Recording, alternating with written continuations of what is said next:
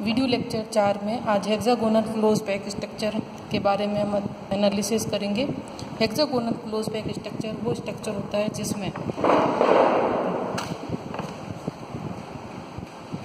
एक कोष्टिका के प्रत्येक कोने पर एक एक परमाणु और प्रत्येक षटकोणीय फलक के केंद्र पर एक परमाणु और कोष्टिका के अंदर 3 परमाणु होते हैं। तो जैसा कि इस चित्र से स्पष्ट है कि इसमें 2 फलक जो है वो षटकोणीय हेक्सागन है और बीच में एक त्रिकोणीय संरचना है। हेक्सागन के प्रत्येक कोने पर एक एक परमाणु स्थित है और एक इस हेक्सागोनल या षटकोणीय फलक के केंद्र पे एक परमाणु स्थित है। इसी तरह से जो नीचे वाला फलक है उसमें भी हेक्सागन या षटकोणीय संरचना के प्रत्येक कोने पे एक एक परमाणु और एक परमाणु बीच में स्थित है। तो इस तरीके की जो संरचना होती है वो हेक्सागोनल क्लोज पैक स्ट्रक्चर कहलाता है।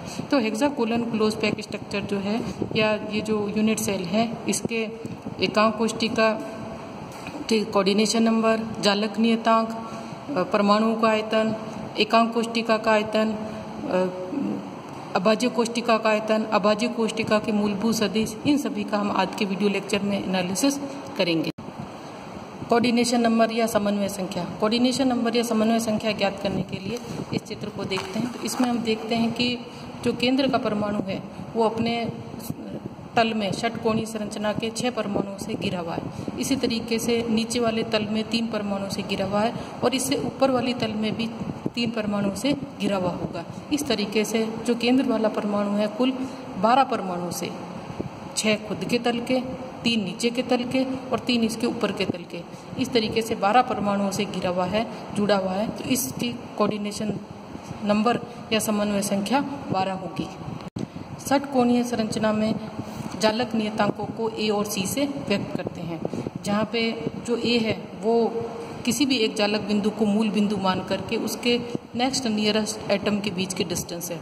तो जालक नियतांक जो है ए है और जो सी है वो कोष्टिका की ऊंचाई है। तो यहाँ पे हम जालक नियतांक ए और सी को ज्ञात करेंगे। तो जालक नियतांक ज्ञात करने के लिए षट फलक की ज्यामिति से यहाँ इस चित्र में देखते हैं कि जो ये षटकोणीय संरचना है उसका जो नीचे वाला फलक है या जो हेक्सागोनल संरचना है षट फलक है उसको समान क्षेत्रफल के 6 त्रिभुजों में बांटा जा सकता है। तो उसमें से हम एक त्रिभुज ले लेते हैं ABC और इसकी बीच वाली समतलीय जो त्रिभुजाकार सतह है उससे ऊंचाई है C/2 जो कि चित्र में प्रदर्शित है C/2। और दूसरे गुणांक जैसे AB वो जालक नियतांक A, BC जालक नियतांक A, AP जालक नियतांक A और PQ C/2 के बराबर है। अब यहाँ पे हम सबसे पहले देखते हैं कि AQ और QR का क्या अनुपात है। तो एक ये त्रिभुज की माध्यिका है और माध्यिका से ये जो त्रिभुज की ज्यामिति से AQ और QR का रेशो 2:1 में होता है और AQ 2/3 AR सेंट्रोइड की डेफिनेशन से। सो AR ये जो त्रिभुज है ABC इसमें जो एंगल A है वो 60 डिग्री है। सो इसका जो आधा है वो 30 डिग्री होगा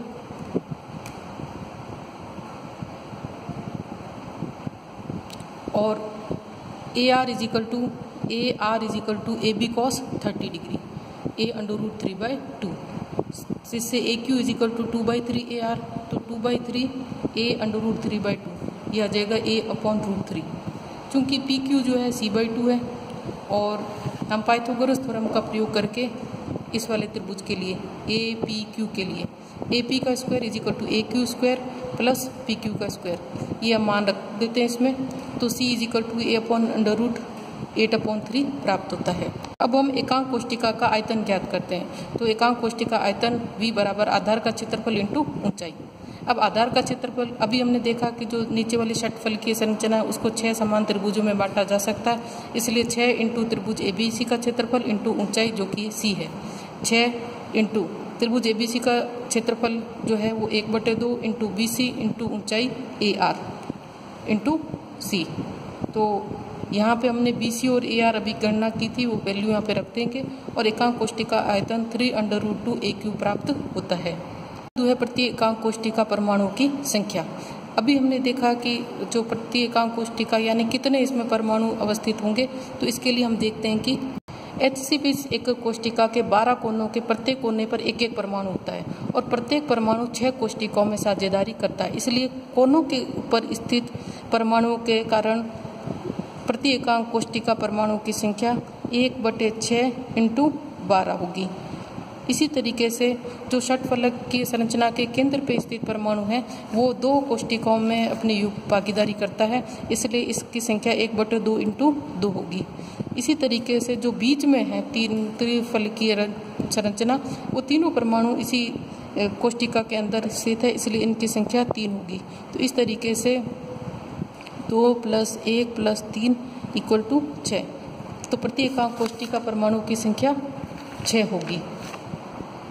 प्रति एकांक कोशिका में परमाणुओं का आयतन, तो क्योंकि इस एकांक कोशिका में 6 परमाणु हैं और एक परमाणु का आयतन 4/3 πr³ होता है, इसको 6 से मल्टीप्लाई करा देंगे तो 24/3 πr³ होगा और r जो है वो a/2 के बराबर है। तो इस तरीके से इसका हल करने पर जो आयतन है वो πa³ के बराबर प्राप्त होगा। नेक्स्ट बिंदु है संकुलन गुणांक या पैकिंग फ्रैक्शन। पैकिंग फ्रैक्शन ये बताता है कि हमारी जो HCP संरचना है वो कितनी भरी हुई है। तो इसमें हम इसके ज्ञात करने का जो फॉर्मूला है या जो सूत्र है या जो अनुपात है वो है एकक कोशिका में परमाणु का आयतन और डिवाइडेड बाय एकक कोशिका का आयतन। तो अभी हमने ज्ञात किया था एकक कोशिका में परमाणु का आयतन πa³ और नीचे जो है एकक कोशिका का आयतन, तो एकक कोशिका का आयतन हमने बिंदु संख्या 3 में ज्ञात किया है 3√2/a³। इसको हल करने पर ये मान जो है वो π/3√2 प्राप्त होता है और प्रतिशत में अगर इसकी गणना करें तो ये 74% प्राप्त होता है।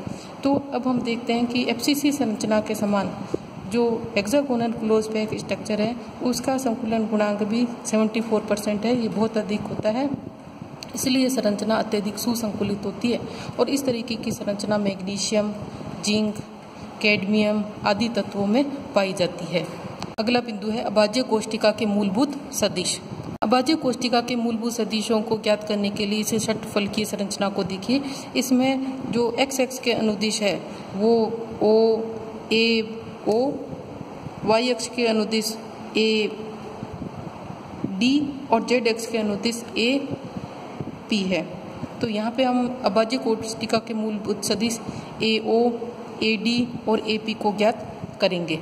कि इस निम्न चित्र से स्पष्ट है कि अगर हम मूलभूत सदिश OA को ज्ञात करें OA, तो इस बिंदु के निर्देशांक जो है वो क्या होंगे a√3/2, क्योंकि ये वाली भुजा हमने अभी ज्ञात करी थी और वो a√3/2 प्राप्त होती है और इसके निर्देशांक -a/2, हमारा जो y एक्सेस है वो इस दिशा में और ये बिंदु इस तरह से हमें यहाँ पे, तो इसके निर्देशांक a√3/2 और -a/2 होंगे। अतः जो मूलभूत सदिश है a = OA = I a√3/2 -j होंगे। इसी तरह से जो दूसरा मूलभूत सदिश है B को हम देखें तो B जो है वो y एक्सेस की डायरेक्शन में है और इसका जो निर्देशांक है वो, क्योंकि दो निकटतम बिंदुओं के बीच की दूरी जो है वो चालक नियतांक a के बराबर होती है, इसलिए B सदिश जो है वो j के बराबर होगा।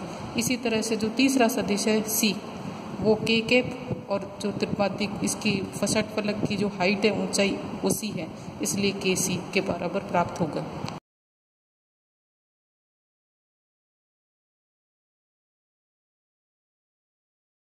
अभाज्य कोशिका का आयतन ज्ञात करते हैं। तो अभाज्य कोशिका का आयतन A.B×C के फॉर्मूले से, क्योंकि हम मूलभूत सदिश ABC ज्ञात कर चुके हैं इसलिए यहाँ पे इनके मान रख देते हैं और यहाँ पे इन दोनों सदिशों का सदिश गुणनफल करते हैं तो ये मान प्राप्त होता है और फिर इसके साथ अदिश गुणनफल करते हैं तो अभाज्य कोशिका का आयतन √2a³ प्राप्त होता है। इस तरीके से हम हेक्सागोनल क्लोज पैक स्ट्रक्चर संरचना के विभिन्न पैरामीटर्स, चालक नियतांक, कोशिका की ऊंचाई, परमाणुओं की संख्या, संकुलन गुणांक, कोऑर्डिनेशन नंबर और